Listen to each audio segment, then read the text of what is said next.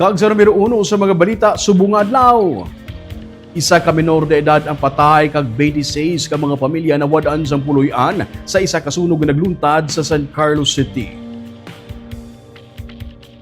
Nagpuog ang aso kag nagdaba-daba ang kalayo sa purok Ipil-Ipil, Barangay 1, San Carlos City, Sabado sang hapon. Sa video nga kuha ni Edwin, makita pa nga nagakinaran-karan ang mga residente. Patay ang 5 ka tuig nga bata nga babaye. Gipumpirma sang iya pamilya nga sa Bureau of Fire Protection nga ang ila anak ang nasapwan na lamang nga patay sa kwarto sa ilang balay.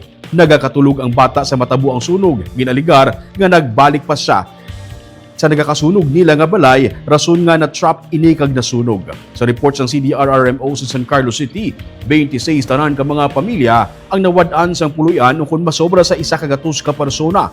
Nagapadayon ng investigasyon sang BFP kung ano ang insuguran sang kalayo. Apang base sa inisyal nga pagpangusisa, ginaligar nga nagsugod ang kalayo sa balay ni Norisa Era. Kalabanan sa mga balay nga nasunog himo sa mga butang nga badasig masunog. Temporaryo nga nagatenero sa covered court sa barangay ang mga nagkalasunugan.